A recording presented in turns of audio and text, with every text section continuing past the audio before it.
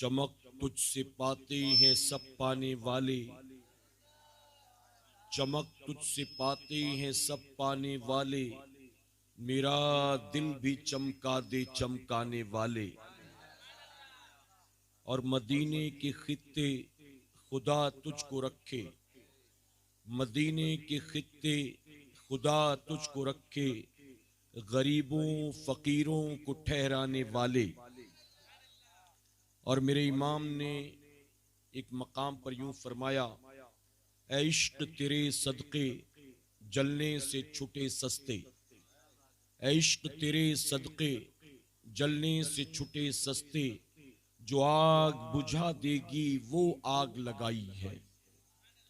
मेरे प्यारे आका अलैहिस्सलातु तस्लीम के प्यारे दीवानों, तिलावत करदा आयत करीमा की रोशनी में इंशाअल्लाह कुछ बातें आपके गोश गुजार करूंगा, इस नियत के साथ कि मैं जो कुछ भी कहूं मेरा करीम उन तमाम बातों पर सबसे पहले मुझे और उसके बाद आप सबको अमल की तौफीक अता फरमाए। जैसा कि हम और आप जानते हैं कि मकबूल भाई ने अपने बेटे माहिर हसन अत्तारी के हाफिज़े कुरान बनने की खुशी में आज की शब इस महफिल पाक को मुनक्किद किया है। अल्लाह रब्बुल इज्जत की बारगाह में दुआ है कि मेरा करीम उस बच्चे का कुरान हिफ्ज करना उसके लिए और उसके वालिदैन के लिए इसे बख्शिश और निजात का सबब बनाए। यकीनन काबिल मुबारकबाद है इस बच्चे के वालिदैन कि जिस बच्चे ने अपना वक्त देकर हुजूर अकरम सल्लल्लाहु अलैहि वसल्लम के कुरान को अपने सीने में सजाने की कोशिश की है। यकीनन वो लोग बहुत खुशनसीब होते हैं जो किसी दुनियादार की नौकरी नहीं करते, बल्कि अल्लाह और उसके रसूल सल्लल्लाहु अलैहि वसल्लम के दीन के नौकर बना करते हैं। मेरे प्यारे आका अलैहिस्सलातु तस्लीम के प्यारे दीवानों, आज का माहौल अगर हम देखें तो अच्छी तरह से जानते हैं, आज मदरसे में अपने बच्चों को दीनी तालीम हासिल करने के लिए कौन लोग भेजते हैं। अगर आप मदारिस में जाकर देखें तो पता चलेगा कि वही बच्चे मदरसे में आते हैं जो गरीब घरों से ताल्लुक रखते हैं। आपको शायद ही मदरसे में किसी डॉक्टर का बेटा मिले, आपको शायद ही मदरसे में किसी इंजीनियर का बेटा मिले, आपको अपने दौर के कामयाब बिजनेसमैन का बेटा शायद ही मदरसे में मिलेगा। बल्कि ये लोग जो दुनियादार होते हैं, ये अपने साथ साथ अपनी औलाद को भी दुनियादार ही बनाने की कोशिश किया करते हैं। बल्कि उनकी कोशिश होती है, अगर मैंने BUMS किया है या BHMS किया है तो मैं अपने बेटे को MBBS करवाऊंगा।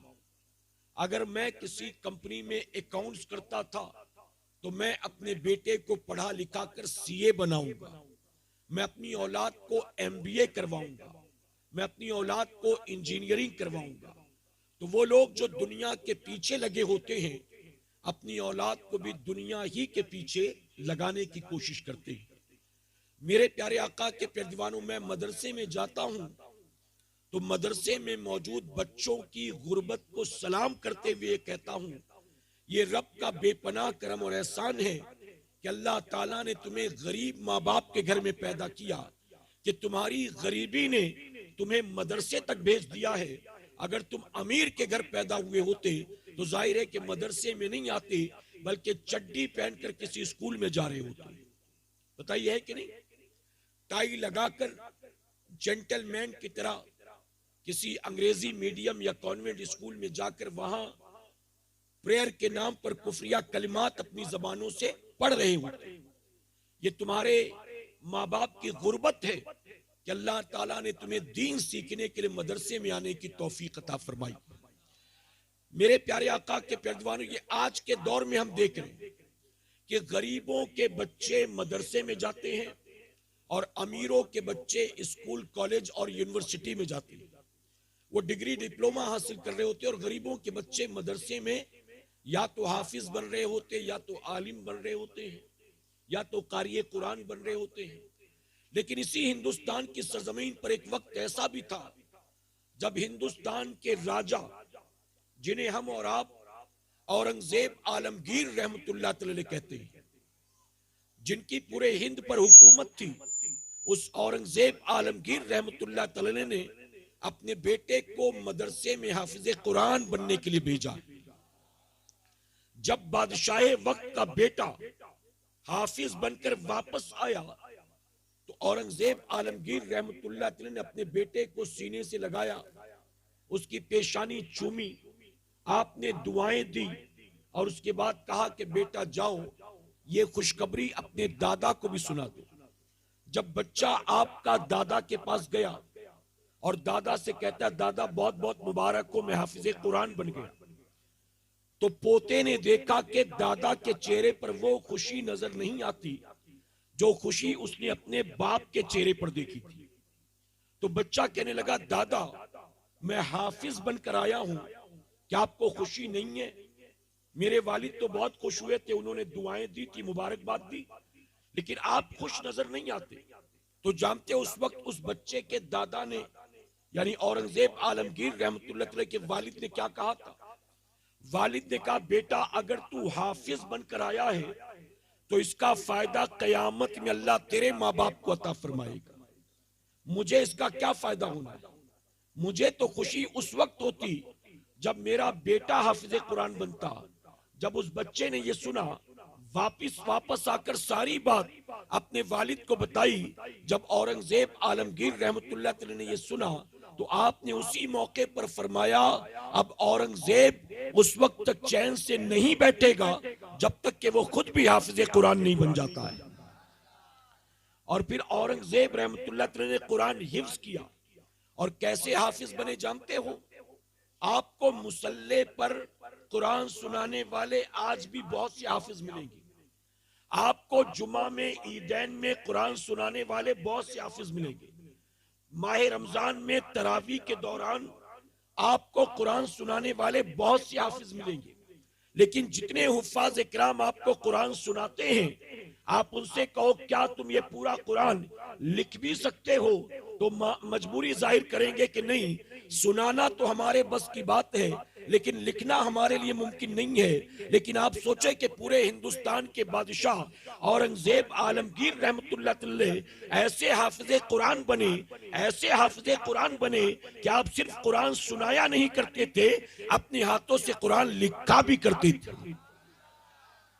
और उसी कुरान के हदिये से आप अपने खाने पीने का इंतजाम करते थे। आपने कभी माले गनीमत से कुछ भी नहीं लिया।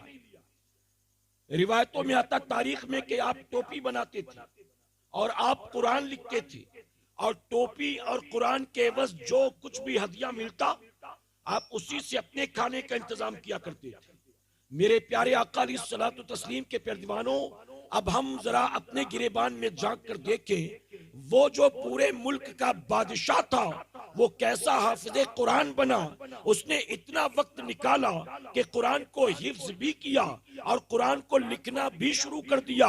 लेकिन आज हमारी अगर छोटी सी किराना शॉप हो ना तो कुरान याद करना दरकिनार, हमें तो 5 वक्त नमाज का मौका नहीं मिल पाता। हम तो ग्राहकी में ऐसे उलझे, हम तो 2 दूनी 4, 4 दूनी 8 के चक्कर में ऐसे उलझे कि मस्जिद से अजान होती है, हमारे दुकान के सामने से चंद बूढ़े अल्लाह का सजदा करने जाते हैं, लेकिन दुकानदार के पास टाइम नहीं कि वो भी निकले और मस्जिद में जाकर अल्लाह का सजदा कर सके। और यही वजह थी मुसलमानों, जब तक औरंगजेब आलमगीर रहमतुल्लाह अलैह जैसे मुसलमान इस मुल्क में मौजूद थे, जो वक्त के बादशाह भी थे, अल्लाह के कुरान के हाफिज भी थे, जो रातों को उठकर शब्बेदारी करते और तहज्जुद अदा करते थे, जब तक जमीन पर ऐसे मुसलमान मौजूद थे अल्लाह ने उन्हें ठोकरों में नहीं डाला था, अल्लाह ने उन्हें तख्तो ताज अता फरमाया था। अल्लाह ने उन्हें पूरे मुल्क की बागडोर अता की थी, अल्लाह ने उनको शहनशाही और बादशाह अता की थी। और आज हम करोड़ों की तादाद में होकर भी लोगों की ठोकरों में है। वजह क्या है मेरे प्यारे आका के प्यारे दीवानों?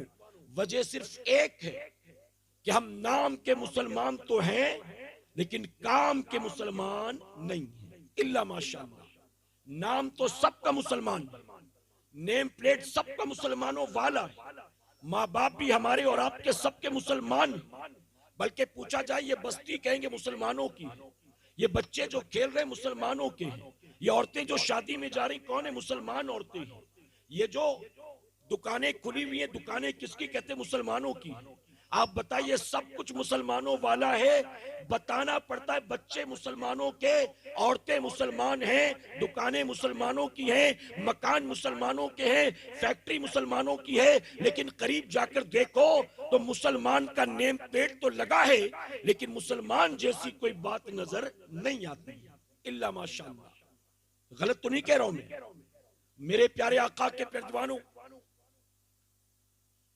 हारून रशीद, खलीफे वक्त हारून रशीद ने अपने छोटे से बेटे को मकतब में भेजा कुरान पढ़ने के लिए।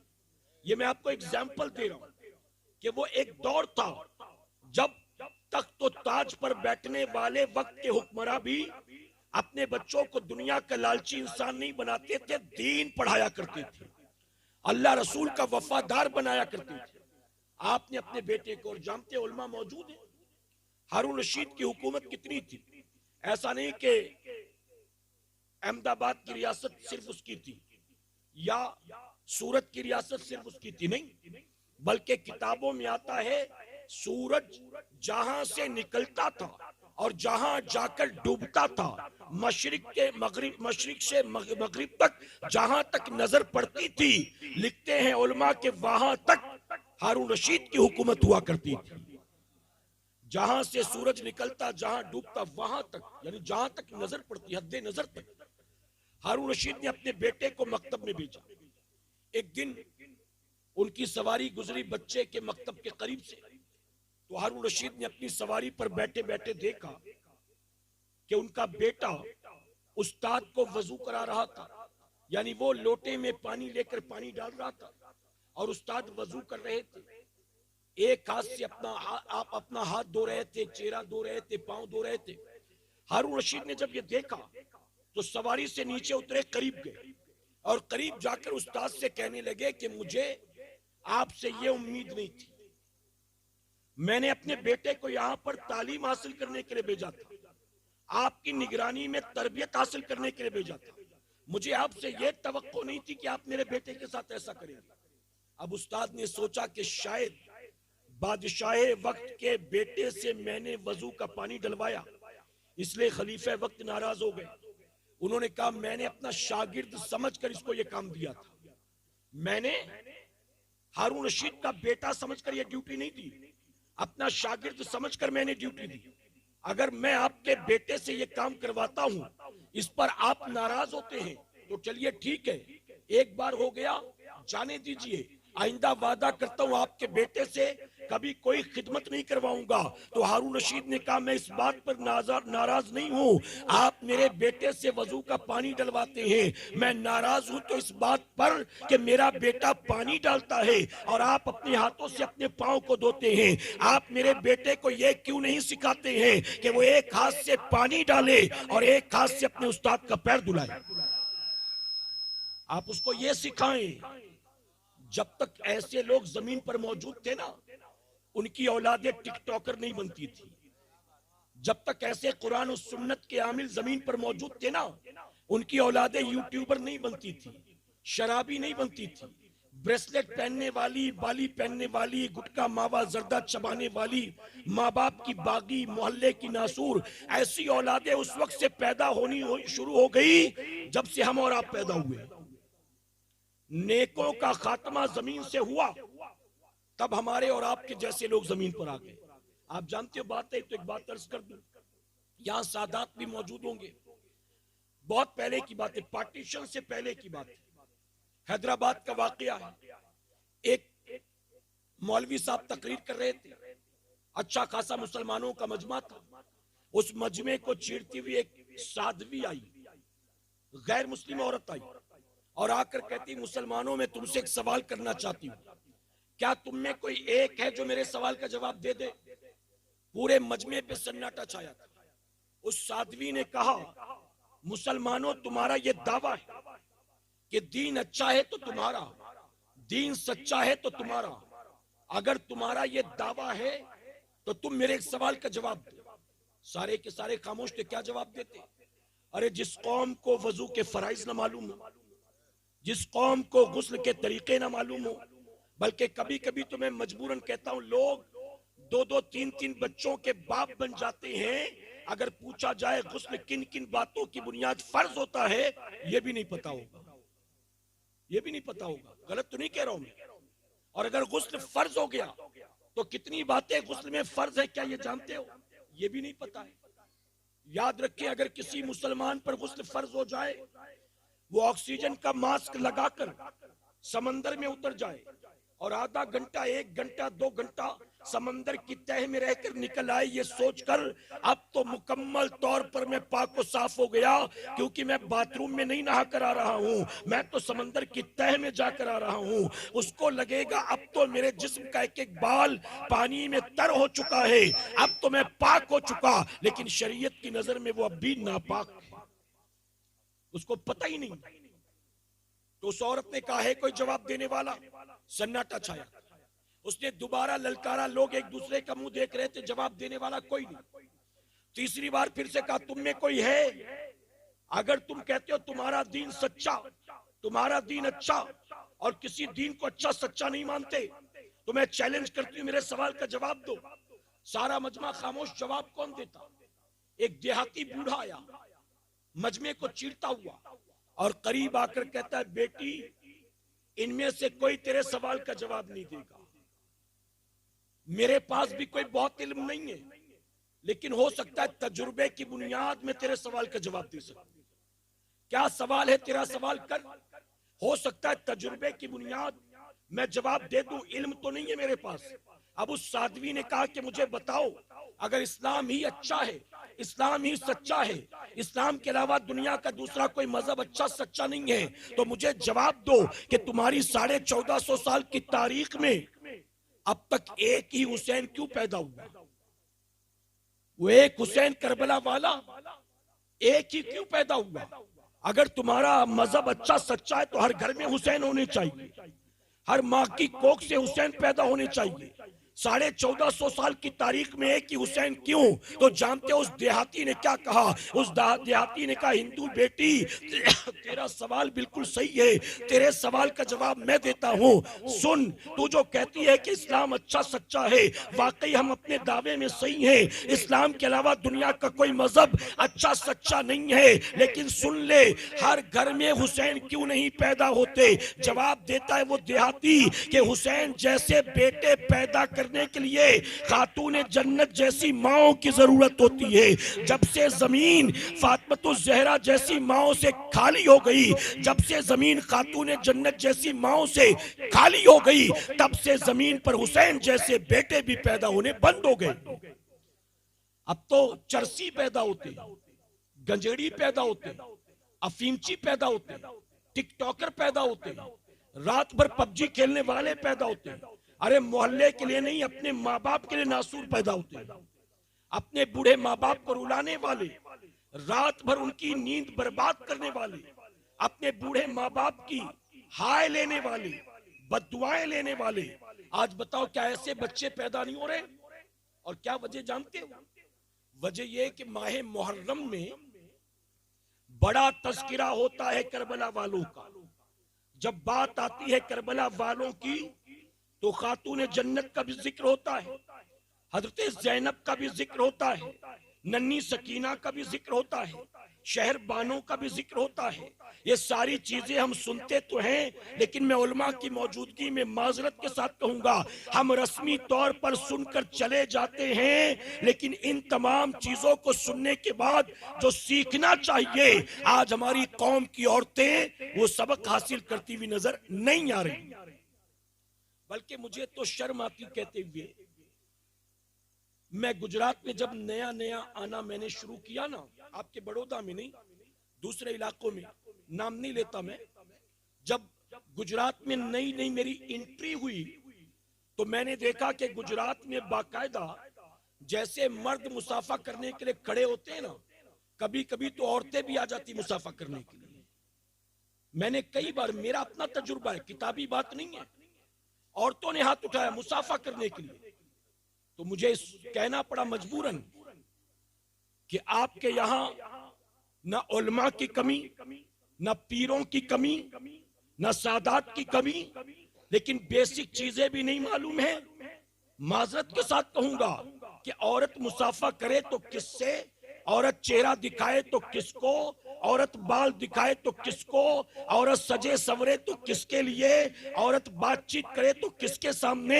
ये बेसिक चीजें, बुनियादी चीजें अगर हमारी कौम को नहीं मालूम है तो बताइए और बाकी हमें क्या पता होगा।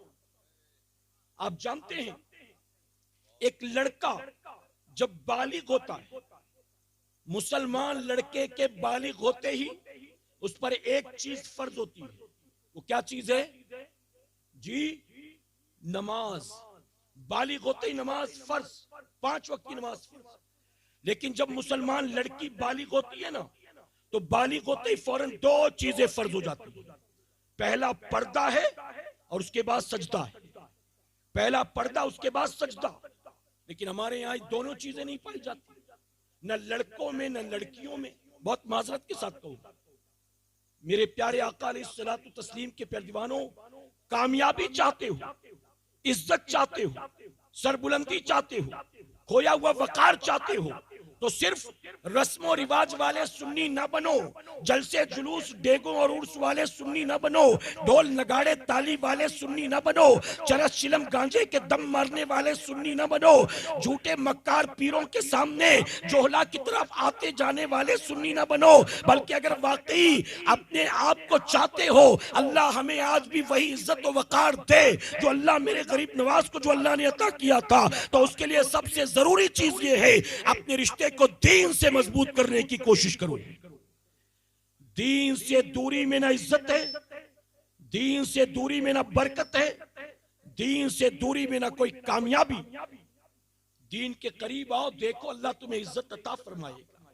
आप जानते एक मस्जिद के इमाम थे, जब इमाम साहब के बेटे ने 10th कर लिया, ये इमाम साहब की मस्जिद जो थी वो मार्केट में थी, मेन मार्केट में, उसमें रेसिडेंस नहीं था आसपास, मार्केट थी, कोर्ट था, उसके अलावा कई कॉर्पोरेट ऑफिसेस थे, उसके अलावा और बड़ी बड़ी कंपनियां थी। तो उनकी मस्जिद में नमाज पढ़ने सारे पढ़े लिखे लोग आते थे। जब इमाम साहब के बेटे का 10th हो गया तो इमाम साहब ने अपने बेटे को मदरसे भेज दिया। जुमा के दिन जब लोग आए, पढ़े लिखे लोग, तो उन्होंने कहा हजरत बुरा मत मानिए, आपने अपने बेटे को भी अपनी तरह भेज दिया मदरसे में। आपका बेटा मदरसे में पढ़ कर आएगा तो क्या करेगा? आपकी जगह इमामत करेगा। आपको 8,000 तनख्वाह मिलती है, मुमकिन उसको 12,000 मिलेगी। आखिर दुनिया की बराबरी कैसे करेगा आपका बेटा? कांधे से कांधा मिलाकर कैसे चलेगा? पढ़े लिखों की आंखों में आंखें कैसे डालेगा? हम आपको मशवरा देते हैं कि आप अपने बेटे को मदरसे से निकालिए, कॉलेज भेजिए, यूनिवर्सिटी भेजिए। अगर आप एफोर्ड नहीं कर सकते, हम जिम्मेदारी लेते हैं, हम मिलकर आपके बच्चे की फीस भरेंगे। आप अपने बच्चे को LLB करवा दीजिए, आप अपने बच्चे को जो है MBA करवा दीजिए, आप अपने बच्चे को इंजीनियरिंग करवाना चाहते हैं इंजीनियरिंग करवा दीजिए। आपका बच्चा जिस फील्ड में इंटरेस्ट रखता हो, आपके बच्चे का दाखिला करवा दीजिए। हम जिम्मेदारी लेते हैं कि आपके बच्चे की पूरी फीस, पढ़ाई लिखाई का खर्चा हम उठाएंगे। तो जानते हो इमाम ने क्या कहा? इमाम ने कहा मैं अपनी औलाद को अगर मदरसे में भेज रहा हूं तो मकसद दुनिया नहीं है, अपनी आखिरत के लिए अपने बच्चे को मदरसे भेज रहा हूं, अपनी आखिरत के लिए।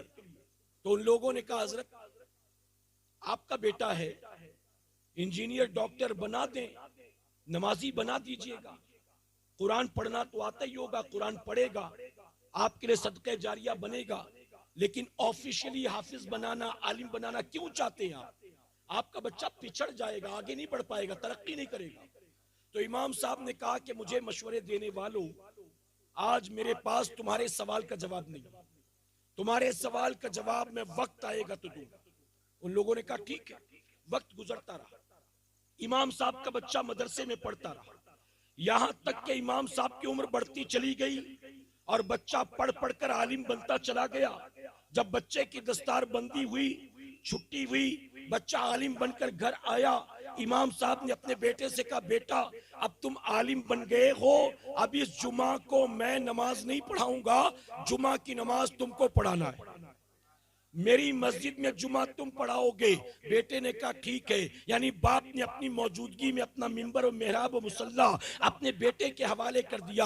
आप जानते हो जुमा के दिन जब सारे के सारे आकर बैठ गए, इंजीनियर भी नीचे सफे लगाकर बैठे थे, डॉक्टर भी बैठे थे, बिजनेसमैन भी बैठे थे, बड़े बड़े सर्जन लॉयर भी बैठे थे। जब पूरी मस्जिद भर गई, आपने अपने बेटे को कहा, बेटा मिंबर पर बैठो और खुतबा पढ़ना शुरू करो। जब आपका बेटा मिंबर पर गया और खुतबा पढ़ने वाला था, बाप ने कहा, बेटा रुक जा। उसके बाद वो इमाम साहब खड़े हुए और इमाम साहब खड़े होकर कहते, जब मैंने अपने बेटे को 10 साल पहले मदरसे में भेजा था तो तुम में से कई लोगों ने मशवरा दिया था, अगर बच्चा मदरसे में आलिम बनेगा तो क्या करेगा, अगर बच्चा मदरसे में हाफिज बनेगा तो क्या करेगा, सिवाय इमामत के कहीं मुदर्रिस बनने के, मकतब पढ़ाने के और क्या कर सकता है। अरे जानते हो, मैंने अपने बेटे को मदरसे में भेजकर अपने नबी का दीन पढ़ाया है और अल्लाह ने मेरे बेटे को कितनी इज्जत अता की है। अरे तुम्हारे पास बड़ी बड़ी डिग्रियां हैं, लेकिन अपनी आंखों से देख लो, जिसने नबी का दीन पढ़ा है वो तुमसे ऊपर मिंबर पर बैठा है और अल्लाह ने तुम सबको उसके कदमों में बिठा कर रखा है।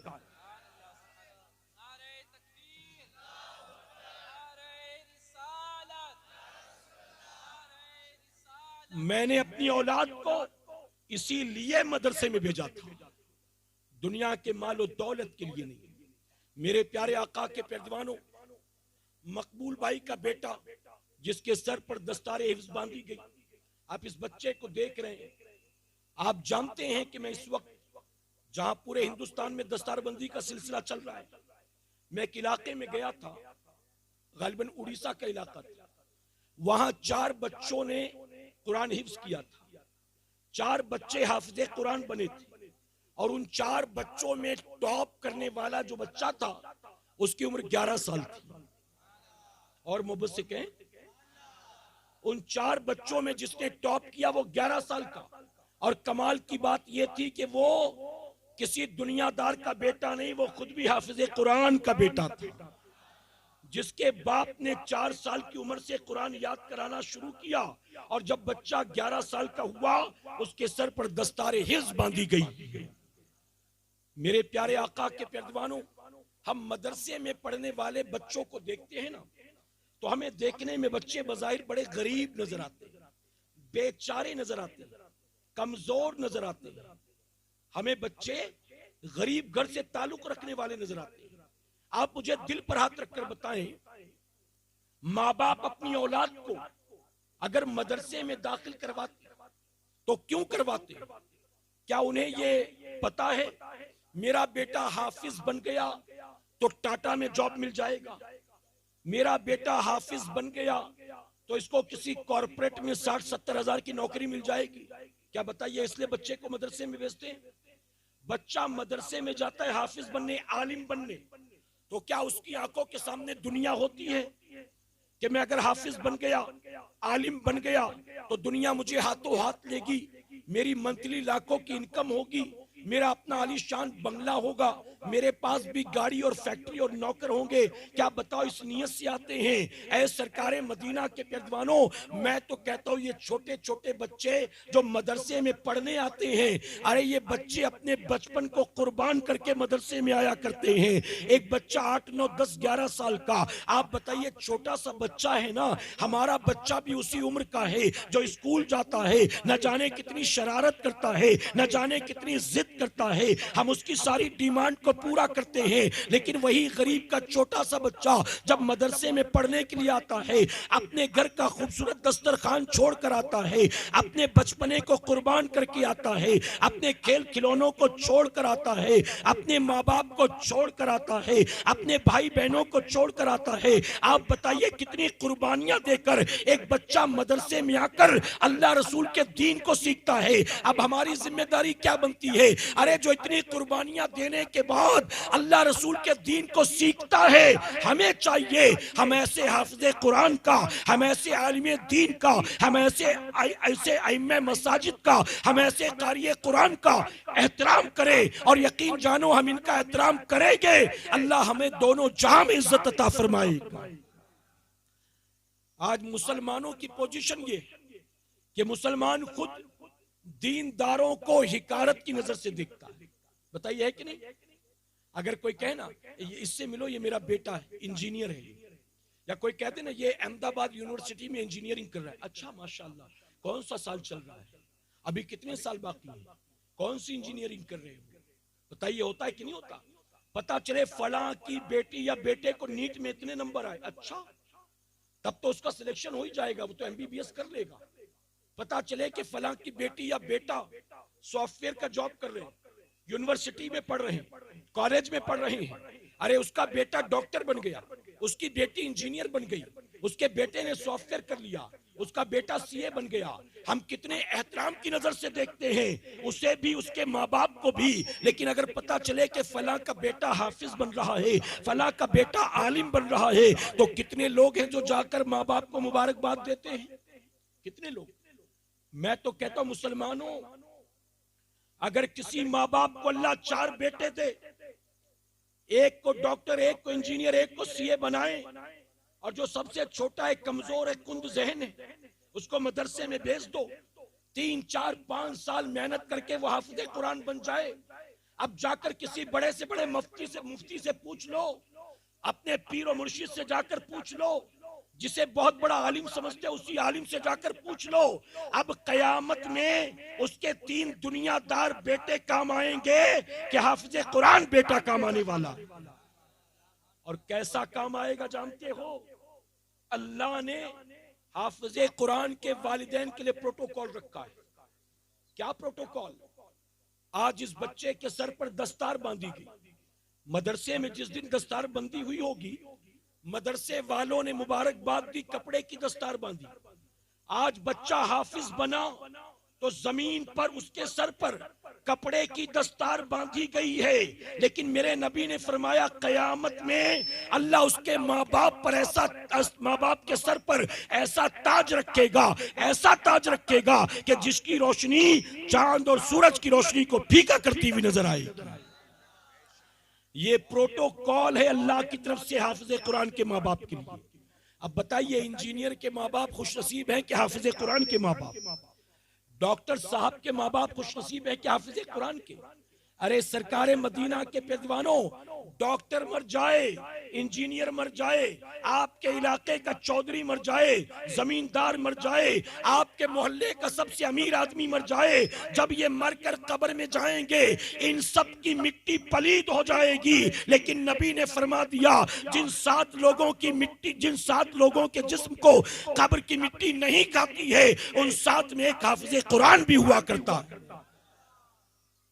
मेरे नबी ने एक जगह फजीलत बताते बताते यहां तक फरमाया, वो जिसने मेरे कुरान को पढ़ा, मेरे कुरान को पढ़ाया, वो जिसने मेरे कुरान के हराम को हराम जाना, वो जिसने मेरे कुरान के हलाल को हलाल जाना, कल कयामत के दिन वो बंदा अपने खानदान के ऐसे 10 अफराद को जन्नत में ले जाएगा जिन पर जहन्नम वाजिब हो चुकी होगी। समझे नहीं शायद आप? अरे उसके खानदान के 10 लोग ऐसे, चाहे वो चाचा हो, चाहे बड़े अब्बा हो, चाहे उसका बड़ा भाई हो, चाहे उसका छोटा भाई हो, चाहे उसकी खाला हो, चाहे उसकी पुपी हो, अरे 10 ऐसे लोग जिन पर जहन्नम वाजिब हो गई होगी। हाफिज़े कुरान जो कुरान पढ़ता भी है, कुरान पर अमल करता भी है, कल कयामत के दिन अपने खानदान के ऐसे 10 लोगों को वो जन्नत में लेकर जाएगा। अब बताओ, इससे बड़ा भी किसी का मकाम होगा? अरे मेरे आका ने फरमाया, कल कयामत के दिन हाफिज़े कुरान को जन्नत के दरवाजे पर खड़ा किया जाएगा और अल्लाह का मुनादी कहेगा, कुरान पढ़ता जा, अंदर बढ़ता जा, कुरान पढ़ता जा, अंदर बढ़ता जा। फिर फरमाया गया कि वह हाफिज़ कुरान जितना बेहतरीन कारी होगा, उस अंदाज में कुरान की तिलावत शुरू करेगा, अंदर जाना शुरू करेगा। और फरमाया गया कि कुरान पढ़ते पढ़ते पढ़ते पढ़ते वो जन्नत के सबसे आला मकाम जन्नतुल फिरदौस तक पहुंच जाएगा। किसी और के लिए कभी ये सुना है? कभी किसी और के लिए? अरे इंजीनियर के माँ बाप के सर पे तो टोपी भी नहीं रखी जाएगी, क्योंकि यहाँ तो इंजीनियर को खुद टोपी पहनने में शर्म आती है कि मैं इंजीनियर हूँ यार, कोई मौलवी थोड़ी हूँ। टोपी पहनूंगा तो लोग बेपढ़ा लिखा समझेंगे, टोपी पहनूंगा तो लोग जाहिल समझेंगे, आम आदमी समझेंगे, आम आदमी। बात आई तो एक बात अर्ज कर दूं, पहले भी आपने शायद कहीं सुना हो, नहीं तो सोशल मीडिया पर सुना होगा। एक डॉक्टर जो बहुत बड़ा डॉक्टर था, बड़ा सर्जन था, उसका बूढ़ा बाप 60-62 साल की उम्र, उसका बूढ़ा बाप अपने बेटे की तारीफ करके थकता नहीं था। मेरा बेटा बहुत बड़ा डॉक्टर है, मेरा बेटा जिस मरीज को कोई हाथ नहीं लगाता उसका ऑपरेशन मेरा बेटा करता है, जिसको डॉक्टर जवाब दे दे उसकी सर्जरी मेरा बेटा करता है, मेरे बेटे की बहुत डिमांड है, यहां भी जाता है, वहां भी जाता है, वहां भी। इस तरह अपने बेटे की तारीफ करके थकता नहीं था। जब वो 62-65 साल का बूढ़ा बाप मरा, जनाजा तैयार किया गया, लोग आए, सफे लगाकर खड़े हो गए, वो डॉक्टर बेटा भी आया, नंगे सर खड़ा हुआ। अब इमाम साहब ने कहा इजाजत हो तो नमाज पढ़ाई जाए, तो डॉक्टर बेटे ने कहा इजाजत। ये कहकर उसने जेब से रुमाल निकाला और रुमाल निकालकर सामने जमीन पर बिछाया। तो उसके बगल में खड़े दोस्त ने कहा ये क्या करता है? तो कहा यार यहाँ पे चटाई भी नहीं है, मुसल्ला भी नहीं है, और अब चले नमाजे जनाजा पढ़ने, अभी सजदा करेंगे तो धूल मिट्टी लग जाएगी, तो अगर मैंने ये बिछा दिया तो क्या गलत किया? ऐ मुसलमानों, ये सुनकर लोग अक्सर मुस्कुराते हैं। मैं कहता हूं मुस्कुराने का मकाम नहीं है, अरे ये रोने का मकाम है। आप जरा सोचिए, अपने उस बेटे को सर्जन बनाने के लिए उस बाप ने कितने जतन किए होंगे, कितना कर्ज लिया होगा, कितनों की जूतियां उठाई होंगी, कितनों के आगे पीछे हाथ पैर जोड़कर घूमा होगा। अपनी औलाद को मरते मरते एक बहुत बड़ा सर्जन तो बना गया, लेकिन इतना नहीं सिखा सका कि बेटे नमाजे जनाजा में सजदा नहीं होता है। हम अपनी औलाद को क्या दे रहे हैं?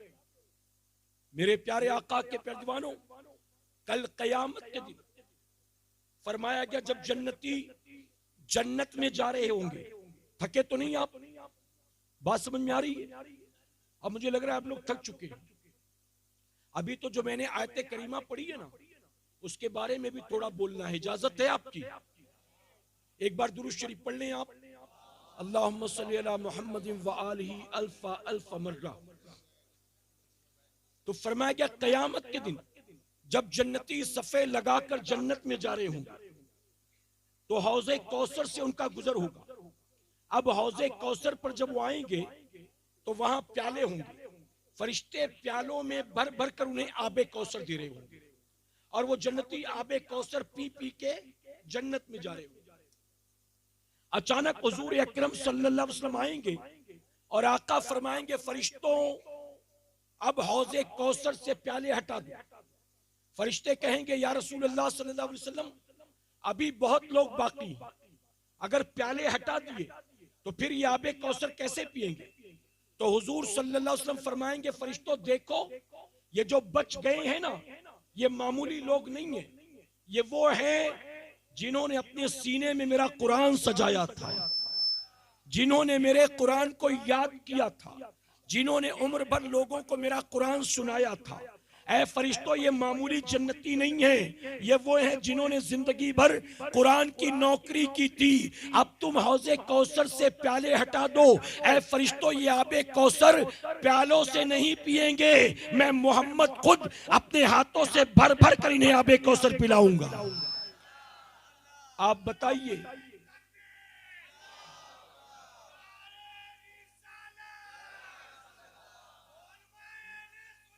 वो गरीब का बेटा, वो कमजोर नजर आने वाला, वो देखने में बेचारा नजर आने वाला, कल कयामत के दिन उसको जो मकाम मिलेगा, हमें और आपको वो मकाम मिलना नहीं है।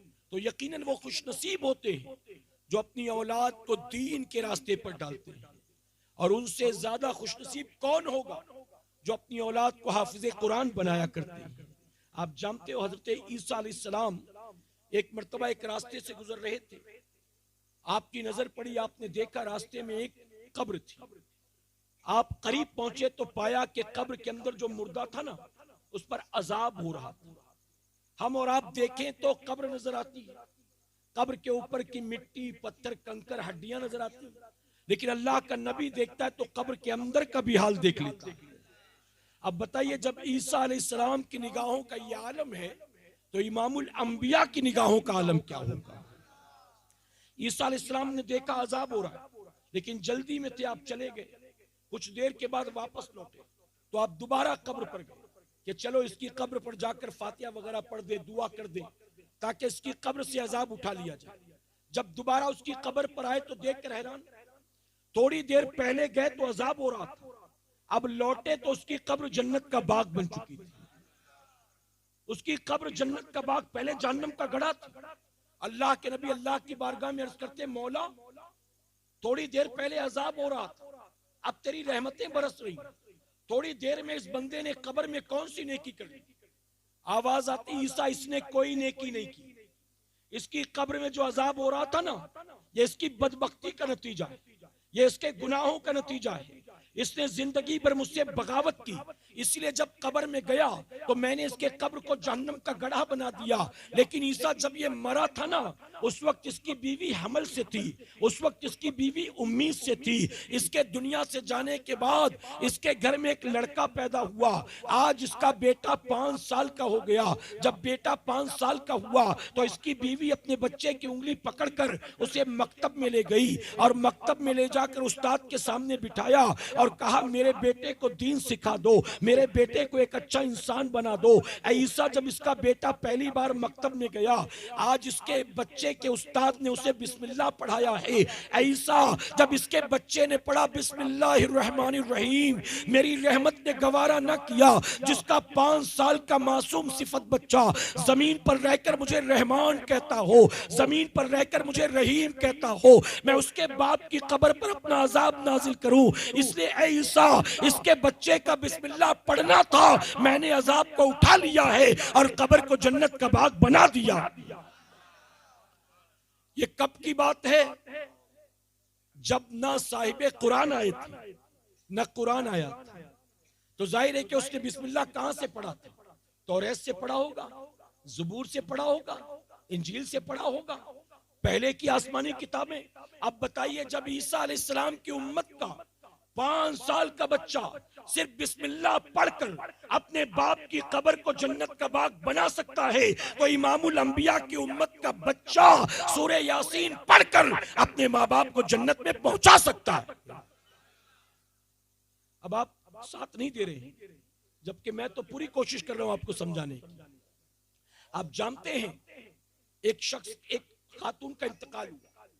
जब खातून का इंतकाल हुआ तो उनका बेटा, जो हाफिज नहीं था लेकिन था दीनदार, नेक था, वो रोजाना शाम को काम पर से आता ना, तो अपनी माँ की कब्र पर जाता, माँ की मोहब्बत में रोज जाता और कुछ ना कुछ पढ़कर माँ को इसाले सवाब करके आता।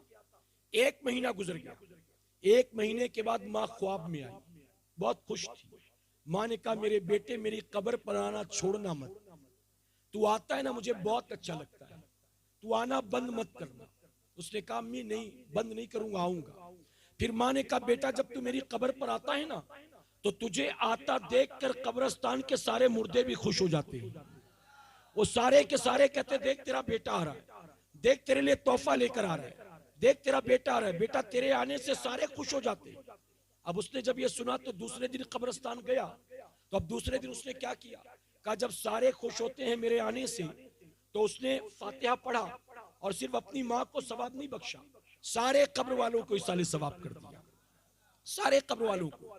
अब उसने पढ़ा उतना ही जितना रोज पढ़ता था, लेकिन इसाले सवाब सबको कर दिया।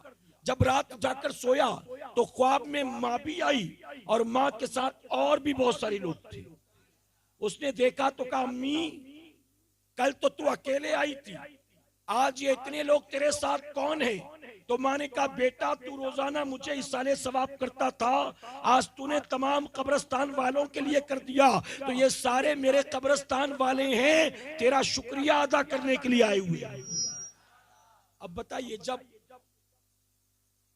अपनी माँ के लिए इसाले सवाब करता है तो माँ खुश होती है कि नहीं? और वो जब जाता है तो कब्रिस्तान वाले भी खुश होते हैं। अब ये कौन करेगा? जो नचनिया होगा वो करेगा, जो गवैया होगा वो करेगा। अरे माँ बाप के जीते जी जो औलाद शराबी बन गई होगी वो करेगी, जुआरी बन गई होगी। मैं माँ बाप से कहता हूँ सुनो, अब वो दौर आ चुका है। रात को घर के कमरे में बिस्तर पर बैठकर जवान बेटा पबजी खेल रहा होता है, बेटी बिस्तर पर लेटी लेटी व्हाट्सएप पे चैटिंग कर रही होती है, और बूढ़ी माँ बिस्तर पर लेटे लेटे कहती बेटा जरा थोड़ा सा पानी तो पिला दे। न बेटी उठने को तैयार, न बेटा उठने को तैयार होता है।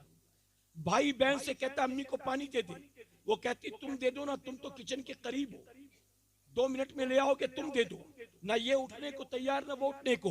आखिरकार बेटा कहता अम्मी रुको 2 मिनट में लाता हूँ। अब 5 मिनट इंतजार करने के बाद बूढ़ी माँ फिर कहती है बेटा पानी नहीं लाया तू, तो अब वो बेटा कहता अम्मी रुको 1 मिनट में लाता हूँ। और वो पबजी में लगा तो एक और मार लूं तो अम्मी को पानी दूं, 2 और मार लूं तो अम्मी को पानी दूं। अब भले मारते मारते अम्मी मर जाए प्यास से, पड़ी नहीं है। कभी कभी बूढ़ा बाप कहता है तेरा मोबाइल रख, एक तो शाम से मेरा सर दुख रहा है, ऊपर से सिराने बैठ के टी टू पता नहीं क्या लगा रखा है, बंद कर इसको। कभी बाप का सर भी तो दबा दिया कर, कभी बाप को बाम लगा दिया कर। क्या बताओ जवान बेटे बेटियां ये करते नजर आते हैं? अरे बूढ़ी माँ 2-3 बार बेचारी मांगेगी, आखिरकार मजबूरन खुद उठेगी और जाएगी पानी लेकर पी लेगी, लेकिन जवान बेटे बेटी पिलाने को तैयार नहीं। अब मैं आपसे पूछता हूँ, अरे जब आपके जीते जी आपके जवान बेटे बेटियां आपको आधा गिलास पानी पिलाने को तैयार नहीं है, आपके मरने के बाद वो औलाद जन्नत में लेके जाएगी, सदक़े जारिया बनेगी। मेरे नबी ने फरमाया सफरे मिराज में मैंने देखा एक नूरानी चेहरे वाले बुजुर्ग आसमान का तकिया लगाकर बैठे, उनके दाएं बाएं बहुत से लोग, वो कभी दाएं देखते हैं कभी बाएं देखते हैं। जब दाएं देखते हैं तो चेहरा खिल जाता है, मुस्कुराने लगते हैं। जब बाएं देखते हैं तो चेहरा अफसुर्दा हो जाता है, आंख भर आती है। हुजूर अकरम सल्लल्लाहु अलैहि वसल्लम ने फरमाया मैंने उन्हें कई बार ऐसा करता देखा। आखिरकार मेरे आका ने फरमाया जिब्राइल ये कौन है? आखिर ये दाएं बाएं इनके कौन लोग हैं? ये दाएं बाएं देखते तो रोते और मुस्कुराते क्यों है? तो जिब्राइल अलैहिस्सलाम ने अर्ज किया या रसूल अल्लाह सल्लल्लाहु अलैहि वसल्लम, ये कयामत तक आने वाले इंसानों के बाप आदम अलैहिस्सलाम, इनके दाएं इनकी नेक औलादें, इनके बाएं इनकी नाफरमान औलादें। जब दाईं तरफ नेक औलादों को देखते हैं तो चेहरा खिल जाता है, मुस्कुराने लगते हैं, लेकिन जब बाईं जानिब नाफरमानों को देखते हैं, गुनाहगारों को देखते हैं, आंखें भर आती है, रोने लगते हैं। तो जानते हो सफरे मिराज में आका ने उसी मौके पर वहीं पर दुआ की थी, अल्लाह ऐसी औलाद न देना जो माँ बाप को मरने के बाद कब्र में रुलाया करे, ऐसी औलाद दे जो माँ बाप को मरने के बाद कब्र में खुशियां अता फरमाए। अब ऐसी औलाद कौन सी होगी? जाहिर है कि ऐसी औलाद वो होगी जिसे माँ बाप ने जीते जी नेक बनाया होगा, जिसे माँ बाप ने जीते जी दीनदार बनाया होगा, जिसे माँ बाप ने जीते जी नमाजी और हाफिज कुरान बनाया होगा। तो हम खुद डिसाइड कर लें कि हमें क्या करना है। तो यकीनन काबिल मुबारकबाद है वो माँ बाप कि जिन्होंने अपनी औलाद को दुनियादार नहीं बनाया, हाफिज कुरान बनाया। यकीनन ये बच्चा जो हाफिज कुरान बना है ये कुरान की खिदमत करेगा, उम्र भर लोगों को कुरान सुनाएगा, और इसकी तमाम तर इबादत, इसकी तमाम तर नेकियां ऐसी हैं कि जो इसके भी काम आएंगी और इसके माँ बाप के भी काम आएंगी इंशाअल्लाह। मेरे प्यारे आका के परवानों, ये कुछ बातें मैंने आपके गोशगुजार कर दी। अब जो मैंने आते करीमा तिलावत की है, इजाजत हो तो 1-2 बातें उसके हवाले से भी अर्ज कर दूं। इजाजत है? एक बार दुरूद शरीफ पढ़ लें आप।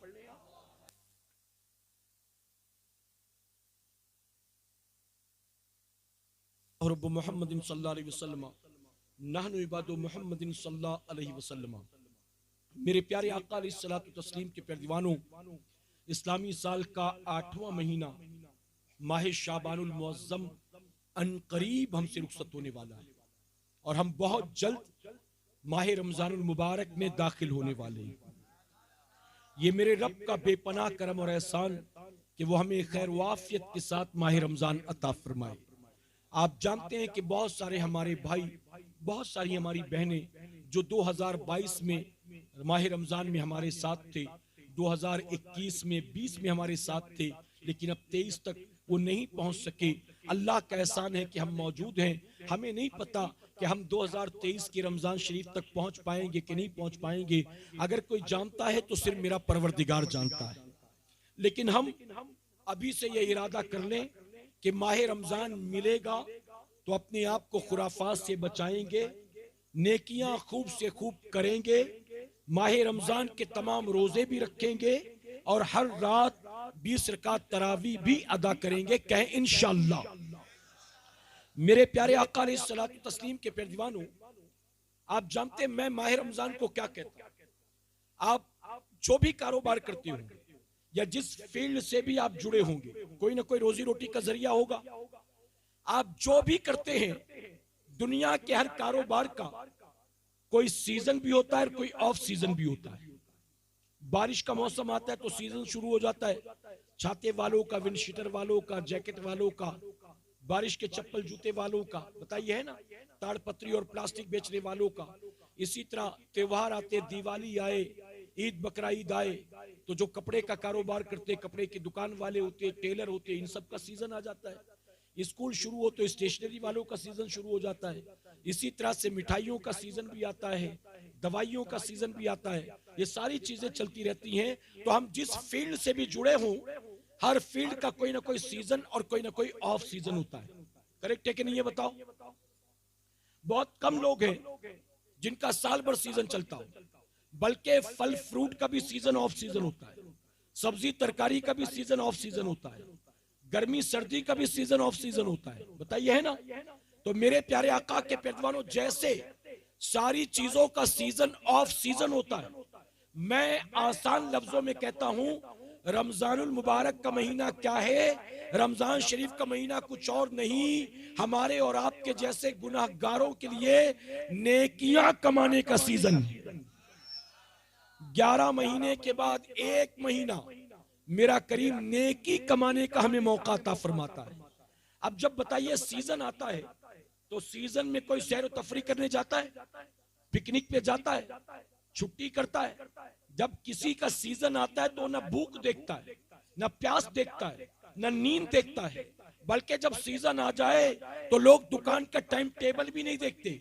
जितना भी वक्त लगे लगाओ, उसकी वजह के पता है 6 महीने के बाद यही 2 महीना तो आया है। अब ये 2 महीने अगर मैं कमाऊंगा नहीं तो कब कमाऊंगा? अभी तो हमारा सीजन आया, हमको कमाने दो। कभी कभी किसी से कहते कि यार तुमने खाना भी खाया कि नहीं? मैं सुबह जा रहा था तो दुकान पे थे, दोपहर आया तो दुकान पे थे, शाम को लौटा तो दुकान पे थे। खाना वाना खाते हो कि नहीं खाते हो? तो सीजन में कभी कभी इंसान ये भी कह देता है, हजरत आप खाने की बात कर रहे हो, यहाँ जहर खाने के लिए फुर्सत नहीं है, जहर खाने के लिए टाइम नहीं है। लोग कह देते कि नहीं कहते आमतौर पर। क्यों? वो बताना चाहते मैं इतना मसरूफ, इतना बिजी हूं। तो रमजान शरीफ का महीना क्या हमारे और आपके लिए नेकी कमाने का सीजन है। और ये ऐसा सीजन है, आप किसी महीने में कोई नेकी करो, ये अल्लाह के जिम्मे करम पर, वो चाहे तो 10 गुना सवाब दे, चाहे तो 70 गुना सवाब दे। लेकिन रमजानुल मुबारक में अल्लाह का वादा है, कोई नेक करे, कोई बद करे, कोई बड़ी नेकी करे, कोई छोटी नेकी करे, अरे तू कुछ भी कर, अल्लाह का वादा है हर नेकी के एवज अल्लाह तुझे 70 गुना सवाब अता फरमाएगा। अगर तू एक फर्ज पढ़ेगा, अल्लाह 70 फराइज का सवाब देगा। अगर तू एक नफिल पढ़ेगा, अल्लाह तुझे फर्ज के बराबर सवाब अता फरमाएगा। अरे रमजान शरीफ में अगर आपने 10 रुपए किसी को दे दिए, अल्लाह 70 गुना आपको इसका बदला अता फरमाएगा। तो मेरे प्यारे आका के पैरवानों, जहनी तौर पर, जिस्मानी तौर पर अपने आप को तैयार कर लें। हमें पता नहीं अब 2023 के बाद 2024 में रमजान शरीफ मिले कि ना मिले, 25 में मिले कि ना मिले, रमजान शरीफ का महीना कयामत तक आएगा, मुझे क्या पता कि फिर मुझे मिलना कि नहीं मिलना। हो सकता है ये मेरी जिंदगी का आखिरी रमजान हो, तो इस रमजान में मुझे समोसे, कबाब और हुक्के की फिक्र नहीं करना, मुझे तो अल्लाह को राजी करके अपनी जन्नत की फिक्र करना कि इंशाअल्लाह। हमारे बहुत सारे भाई समझते स्पोर्ट्स का सीजन आ गया, गली में लाइट लग जाती, रात भर बैडमिंटन खेलते, कहीं पर क्रिकेट खेलते। अच्छा, मैं बचपन से देख रहा हूं, पहले ये काम लड़के करते थे, अब तो लड़कियां भी निकल आई मैदान में। अब तो बाज गलियों में, बाज इलाकों में जाओ, लड़कियां भी बैडमिंटन खेल रही होती है। अल्लाह अकबर। आप जरा सोचे, साल भर तो तूने यही किया है ना, साल भर तो तूने खुराफात ही किया, कम से कम इस महीने का एहतराम तो कर। जानते हो मेरे आका फरमाते, जो माह रमजान के आने की खुशी मनाता है और जाने का गम करता है, उसकी खातिर अल्लाह जन्नत को वाजिब फरमा देता है। किसके लिए जन्नत को वाजिब फरमाता है? जो रमजान के आने की खुशी मनाए और जाने का गम करे। या हमारे यहाँ क्या होता है, रमजान शरीफ शुरू होने वाला है, 2 दिन पहले कोई खा रहा है तो दोस्त यार कहते काले काले 2 दिन, इसके बाद कहाँ मिलने वाला है, आज पी ले जितनी चाय पीना है, फिर कल से कहाँ मिलेगी। ऐसा लगता है माज अल्लाह भुखमरी का मौसम आने वाला है, कहत पड़ने वाला है, यूं अपनी जबान से। अब बताइए, ये अल्फाज बेजारी का इजहार करते कि नहीं? नबी ने फरमाया खुशी का इजहार करो, बेजारी का नहीं। आज काले कितना खाना है, मजे से खा ले, कल कहाँ मिलने वाला है तुझे। बल्कि मैं तो कहता हूँ सुन्नियों, रमजान शरीफ में मेरा करीम गरीब से गरीब मुसलमान को जो नेमतें खिलाता है, 11 महीने उस गरीब को नेमत मैसर नहीं आती। बल्कि मैं तो आपसे पूछता हूं, अरे जब फुल लॉकडाउन में रमजान शरीफ आया था, फर्स्ट लॉकडाउन में, जब लॉकडाउन में पूरी मार्केटें बंद थी, बाजार बंद थे, आप बताएं कि उस वक्त भी मेरे रब ने कितना करम किया। क्या उस वक्त भी गरीब से गरीब आदमी जब सेहरी और इफ्तार में दस्तरखान पर बैठता था, क्या बताओ एक चीज में भी कमी आई थी? पूरी दुनिया में लॉकडाउन था, लेकिन रब ने तेरे दस्तरखान पर सारी नेमतें रख दी थी, कोई पाबंदी नहीं। खजूरें भी थी, समोसा भी था, शरबत भी था, कबाब भी था, फ्रूट्स भी थे, जो तू बाकी के 11 महीने खा नहीं पाया। अल्लाह ने रोजे की हालत में जब तूने रोजा रखा, सारी नेमतें दी हैं। तो ऐ सरकारे मदीना के पेरदवानों, आप बेजारी वाले कलमा जबान से ना निकाला करें, बल्कि रमजान शरीफ आए, आने की खुशी मनाएं, और जब दिन खत्म होने लगे तो जाने का गम करें। आपको एक बात बता दूं, मैं अभी मैंने 2 दिन पहले एक नई रिसर्च पढ़ी। क्या रिसर्च थी? इस वक्त इंडिया में रोजाना हर घंटे में, हर 1 घंटे में 30 से 50 साल की उम्र के दरमियान के लोग, 4 लोग ऐसे हैं जिनको हार्ट अटैक आ रहा है। बिटवीन 30 to 50 एवरी आवर, हर घंटे। अब बताइए 30 से 50 का मतलब जवान होगा ना, हट्टा कट्टा होगा ना।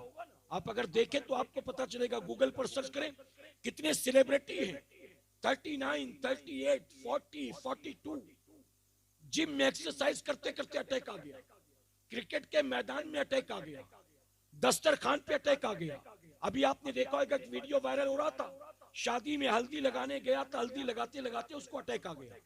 आप बताइए, हट्टा कट्टा आदमी, मोटा तंदुरुस्त था। ऐ सरकारे मदीना के पेरदवानों, तो इस वक्त हिंदुस्तान में हमारी जो लाइफस्टाइल है, हमारा जो खान पान है, हम जो कुछ खाते पीते और जो आबो हवा है, इन सारी चीजों की वजह से हर 1 घंटे में 30 से लेकर 50 साल की उम्र के 4 लोगों को हार्ट अटैक हो रहा है। और अगर पूरी दुनिया की बात की जाए तो पूरी दुनिया में 24 घंटे में 1,50,000 लोग मरते हैं, यानी 1.5 लाख लोग मरते हैं।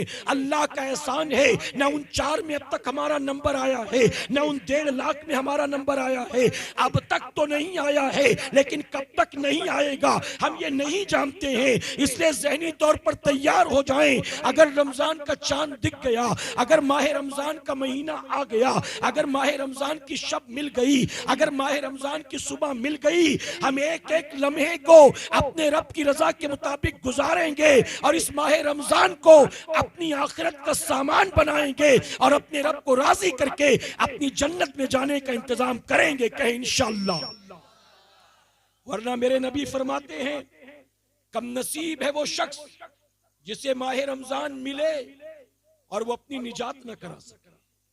तो अपनी गिनती उसमें नहीं करानी, ठीक है मेरे प्यारे आका के पैरवानों। फजाइल आप सुनते रहेंगे, अब मैं उसमें नहीं जाता, बस एक दो मसले आपको बता देता हूं और गुफ्तगू को मुकम्मल करता हूं। इजाजत आपकी, जरा मोहब्बत से सुभान अल्लाह कहें। अब मसला एक दो जो है, माह रमजान के रोजे हर आकिल बालिग मुसलमान मर्द औरत पर फर्ज है। बिला शरई उज्र के रोजा माफ नहीं है। और शरई उज्र क्या है? सर में दर्द होना शरई उज्र नहीं, शेरी में आंख नहीं खुली तो शरई उज्र नहीं, आज गर्मी बहुत है ये शरई उज्र नहीं, कल मेरा पेट बहुत दुख रहा था ये शरई उज्र नहीं, आज भाग दौड़ बहुत ज्यादा करनी थी इसलिए रोजा नहीं रखा ये शरई उज्र नहीं। ये जो हम छोटी छोटी चीजों को अपने एतबार से उज्र बनाकर रोजा छोड़ देते हैं, तो सुने मेरे नबी ने फरमाया, जिस किसी मुसलमान ने रमजान शरीफ का एक रोजा जानबूझकर छोड़ दिया या फिर तोड़ दिया तो पूरी जिंदगी का भी रोजा उस एक रोजे का कफारा नहीं हो सकता है। इसलिए मुसलमानों ये तय कर लो, ना छोड़ना है ना तोड़ना है, बल्कि माह रमजान के सारे रोजे भी रखने हैं और हर रात 20 रकात तरावी भी पढ़नी है। औरत अगर हालत नापाकी में तो उस पर रोजा माफ है। जिन दिनों में उस पर नमाज माफ होती है उन दिनों में उस पर रोजा भी माफ। उन नमाजों की कजा नहीं है लेकिन रोजों की कजा करनी पड़ेगी। यानी उन नापाकी के दिनों में रोजा माफ, बाद में वो रमजान शरीफ के बाद वो रोजे रखेगी, ठीक है, उसकी कजा है। इसी तरह मान लीजिए कोई औरत हमल से है, 8वां 9वां महीना चल रहा है और वो बहुत कमजोर है, अगर वो रोजा रखेगी तो उससे पेट में पलने वाले बच्चे पर असर होगा, तो शरई उज्र है, उसको रोजा माफ है। इसी तरह से अगर कोई औरत बच्चे को दूध पिलाती, वो खुद भी कमजोर बच्चा भी कमजोर, अब अगर वो रोजा रखेगी तो दूध नहीं बनेगा, इससे उसकी सेहत पर या बच्चे की सेहत पर असर होगा, तो उस पर भी रोजा माफ। अब यहाँ माफ जो बता रहा हूँ, माफ से मुराद बिल्कुल क्लियर नहीं है, बल्कि उसको इन दिनों में रोजा नहीं रखना, जितने रोजे छोड़ेगी सब रोजों की बाद में कजा करनी पड़ेगी, ठीक है।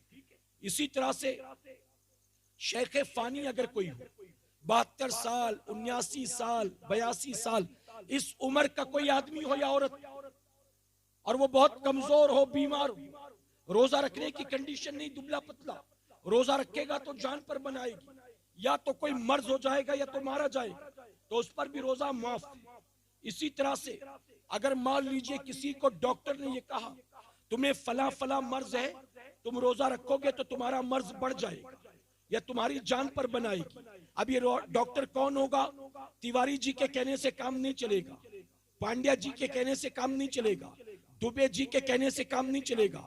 अगर कोई मुसलमान डॉक्टर जो शरीयत के अहकाम दीन की बातें जानता हो, वो अगर कहे वाकई जांच कर, तो फिर उस पर अमल किया जाएगा, वरना लोग तो बहाने ढूंढते कि यार कोई भी कह दे तुम्हें रोजा छोड़, समझे? ऐसा नहीं, बहाने ढूंढ ढूंढ कर रोजा नहीं छोड़ना है, बल्कि रोजा रखने की कोशिश करेंगे। क्या इंशाअल्लाह मेरे प्यारे आका के पैरवानों, सर में दर्द हो तो रोजा माफ होगा जी? मैंने शुरू में बता दिया ना, अभी भी नहीं समझे आप? अच्छा, इंजेक्शन लेना हो तो भी रोजा तोड़ने की जरूरत नहीं, ब्लड टेस्ट करवाना हो तो भी रोजा तोड़ने की जरूरत नहीं है, सिटी स्कैन करवाना हो, एक्सरे निकलवाना हो, सोनोग्राफी करवाना हो तो भी रोजा माफ नहीं, रोजा तोड़ने की जरूरत नहीं है। यहां तक कि अगर मान लीजिए कोई ऐसे हालात बन गए कि किसी रोजेदार को सलाइन चढ़ाना पड़े, यानी उसको सलाइन चढ़ानी पड़े उस हालत रोजा में, तो भी रोजा तोड़ने की जरूरत नहीं है। अगर हालत रोजा में उसको सलाइन चढ़ाएंगे तो भी रोजा उसका नहीं जाएगा, ठीक है? आगे बात समझ में आपके? रोजे की हालत में तेल भी लगा सकते हो, बाम भी लगा सकते हो, हाँ इनहेलर नहीं सुन सकते, हाँ आप धूनी नहीं ले सकते, आप इसी तरह से भाप वगैरह जो लेते हैं वो नहीं ले सकते। अगर बत्ती जल रही तो वहां जाके बैठ गया नहीं, लोबान का धुआं ले लिया नहीं, इससे मना किया गया है मेरे प्यारे आका के पैरवानों। अब इसी तरह से एक बात और अर्ज कर दूं कि दिन के रोजे फर्ज है और रातों का कयाम सुन्नत। रातों के क़याम से मुराद क्या है? फरमाया गया कि हर रात माह रमजान में 20 रकात तरावी अदा करनी पड़ेगी, और ये 20 रकात तरावी का अदा करना सुन्नत मुअक्किदा, ठीक है। और जैसे ये सुन्नत मुअक्किदा है मर्दों के लिए, वैसे ही सुन्नत मुअक्किदा है औरतों के लिए भी।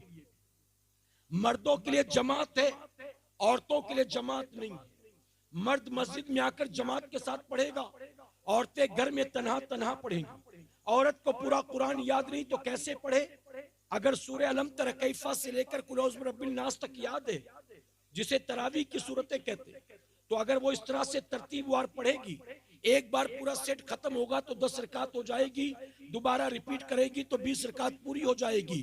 और अगर मान लीजिए किसी औरत को ये पूरी सूरे याद नहीं है, उसको सिर्फ 2-3 सूरे ही याद है, तो उन्हीं 2-3 को रिपीट कर करके वो 20 रकात पढ़ेगी। लेकिन जिन दिनों में औरत पर रोजा फर्ज है, उन रातों में 20 रकात तरावी पढ़ना उसके लिए भी सुन्नत है। मर्द की बात करें, औरतें अक्सर पढ़ती नहीं, वो समझती हम पे जुमा भी नहीं, ईद बकरा ईद भी नहीं, नमाज जनाजा भी नहीं, इसलिए तरावी भी नहीं। तरावी जबकि उनको पढ़ना है, ठीक है।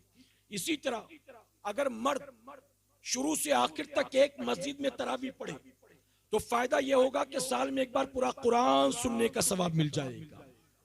और अगर मान लीजिए उसका काम ऐसा है कि एक ही मस्जिद में रोजाना वक्त पर नहीं पहुंच सकता, 2 दिन यहाँ पढ़ लिया, 2 दिन वहां पढ़ लिया, 3 दिन वहां पढ़ लिया, कोई बात नहीं। अगर अलग अलग मस्जिदों में भी जाकर 20 रकात तरावी पढ़ता है तो भी उसकी तरावी अदा हो जाएगी। बस ये ख्याल रखे कि जहां जाकर पढ़ता है वो पढ़ाने वाला सुन्नी होना चाहिए, समझे? वरना ये तो अब तरावी में भी डिस्काउंट ऑफर चल रहा है। बाज लोगों ने 20 का ऑफर निकाला है, 8 में ही हो जाती है। सुन्नी के यहाँ जाओगे 20 पढ़ना पड़ेगा, हमारे यहाँ लूट सेल मची है, 8 में तुम्हारी पूरी तरावी हो जाएगी। तो अपने को वहां नहीं जाना। सहाबा इकराम से, नबी करीम सल्लल्लाहु अलैहि वसल्लम से 20 साबित, सहाबा से 20 साबित, ताबईन तबे ताबईन इकराम से, अइम्मा से, मुजद्दिदीन से 20 साबित। हमारे बुजुर्गों ने 20 पर दलाइल के अंबार लगा दिए, लेकिन इसके बावजूद कुत्ते की दुम टेढ़ी की टेढ़ी। वो दरअसल अपनी तरफ अट्रैक्ट करने के लिए ना दीन में भी ऑफर लेकर आ गए कि सुन्नी के पीछे पढ़ोगे 20 पढ़ना पड़ेगा, हमारे यहाँ तो 8 में पूरे 20 का सवाब मिल जाएगा। तो ऐसे नहीं जाना आपको, आप जहां भी पढ़ेंगे सुन्नी इमाम के पीछे पढ़े 20 रकात। अब मान लीजिए एक बंदा रात के 2 बजे 3 बजे काम पर से आया, अब उसको कहीं जमात नहीं मिलेगी तो क्या करे? जैसे घर में अकेले ईशा की नमाज पढ़ेगा, वैसे ही अकेले 20 रकात तरावी भी अदा करेगा, मुआफ नहीं, ठीक है। अब मान लीजिए अल्लाह न करे किसी दिन बहुत थक गया था, इतना थक गया कि आंख बंद हो रही, बैठा नहीं जा रहा है, रोजा लग गया, हालत खराब। अब अगर उस रात उसने नहीं पढ़ी तो गुनाह नहीं होगा, न उसको कज़ा करनी पड़ेगी। अब अगली रात वो उस रात की 20 पढ़े, पिछली जो छूट गई थी वो पढ़ने की जरूरत नहीं है, कज़ा नहीं है, ठीक है। इसी तरह ये मसला भी समझ लें, अगर आप इशा की 4 फर्ज जमात के साथ पढ़ेंगे तो तरावी भी जमात के साथ पढ़ेंगे और वित्र वाजिब भी जमात के साथ पढ़ेंगे। अगर इशा की 4 फर्ज आपने जमात के साथ नहीं पढ़ी, मस्जिद में आए तो तरावी की जमात खड़ी थी, इशा की जमात नहीं मिली, तो अब ऐसे में तरावी तो जमात के साथ पढ़ सकता है, लेकिन अब वित्र जमात के साथ नहीं पढ़ेगा। अब क्या करें? मस्जिद में आए तो पहले 4 इशा की फर्ज पढ़े, फिर 2 सुन्नत पढ़े, उसके बाद तरावी में शरीक हो जाए, फिर तरावी की 6-8 जितनी भी छुट्टी है, बाद में जब तरावी की नमाज हो जाए वो लोग वित्र पढ़ने लगे। आप छूटी हुई तरावी की रकात पढ़ो और पढ़ने के बाद फिर वित्र भी अपनी अकेले पढ़ लो, ठीक है। अब मान लीजिए किसी बंदे ने, समझ में आ रहा है कि नहीं मसले आपको?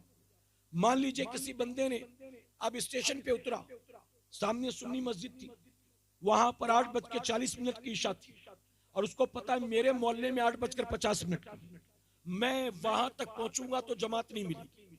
अब उसने उस मस्जिद में इशा की 4 फर्ज पढ़ ली और उसके बाद वहां से भागा अपने इलाके में आने के लिए। अपने इलाके में पहुंचा तो अब यहाँ तरावी शुरू हो चुकी थी, या अब यहाँ पर लोग सुन्नत पढ़ रहे थे। अब वो चूंकि वहां से 4 फर्ज बजमात पढ़ के आया है, इस मस्जिद में आकर भले ही वो तरावी पढ़े, अब यहाँ भी वित्र वो जमात से पढ़ सकता है। क्यों? क्योंकि वहां उसने इशा जमात से पढ़ी थी। इमाम भले बदल जाए, जमात अगर मिल गई तो फिर उसको वित्र भी जमात के साथ पढ़नी। ठीक है मेरे प्यारे आका के परदवानों, ये मैंने कुछ आपको फजाइल और कुछ मसाइल आपको बता दिए। अब एक मसला और जहन में आया तो बता दूं आपको। शुरू में ऐसा होता है, पहले दूसरे तीसरे रमजान शरीफ में, 8वें 10वें 20वें में नहीं होता, शुरू में होता है कि गलती से कुछ खा लिया, गलती से पी लिया। मान लीजिए गुटके मावे का शौकीन था और पैकेट निकाला मुंह में डाल लिया, रोजेदार याद नहीं था उसको, या फिर गया और बैठा चाय पीने लग गया, उसको याद नहीं था रोजेदार होना। तो फरमाया कि हालत रोजा में रोजेदार होना याद ना हो, पेट भरकर भी खा पी ले, उसका रोजा नहीं जाएगा। लेकिन याद आने के बाद अब जैसे ही खाएगा पिएगा अब उसका रोजा जाता रहेगा। आई बात समझ में आपकी? यानी एक गिलास पानी लेके बैठा, पूरा पी लिया, थोड़ा सा बचा था, किसी ने याद दिलाया अरे पानी पी रहा, रोजा नहीं है क्या तेरा? तो कहे अरे यार याद नहीं था मेरे को, अब तो रोजा चला ही गया, चल रहा ये भी पी लेता हूं। तो शरीयत ने फरमाया अब तक नहीं गया था, याद आने या याद दिलाने के बाद अब पिएगा तो अब रोजा जाता रहेगा। तो जैसे याद आया फौरन अलग कर दो। अगर अपने मुंह में लुकमा चबा रहा था और याद आया, भले 10-12 खा चुका था लुकमा, अब याद आया कि यार तुम तो रोजे से थे और ये क्या कर रहे हो, तो अब वो ना समझे कि अब तो खा ही चुका, चलो इसको भी खा लूं, अब उसको फौरन निकाल दे, उसका रोजा नहीं जाएगा, नहीं जाएगा। समझे? इसी तरह से अगर हालत रोजा में कोई जानबूझकर उल्टी करे, यानी टंग क्लीनर से जबान साफ कर रहा है या यूं उंगली से कर रहा है और उल्टी हो गई, मुंह भरकर उल्टी हो गई, जानबूझकर उल्टी की, तो रोजा जाता रहेगा। और खुद बखुद उल्टी चाहे जितनी हो जाए रोजा नहीं जाएगा। समझे? कभी कभी होता है ना कि सुबह सेरी में कीमा वगैरह खाया, तेल मसाला ज्यादा खाया, उसके बाद फजर की नमाज पढ़ा, सोया, 9 बजे उठा, अब 9 बजे उठा तो उसको अचानक उल्टी हो गई, तो ये उल्टी खुद ब खुद कितनी भी हो जाए रोजा नहीं जाएगा। लेकिन अगर खुद कोशिश करेगा और फिर उल्टी हो, मुंह भरकर हो गई, रोजा चला जाएगा। आ गया मसला समझ में आपके? अल्लाह अपने हबीब पाक के सदके हमें खैर वाफियत के साथ माह रमजान मुबारक अता करे और माह रमजान की बरकतों से मेरा करीम हमें और आपको माला माल फरमाए।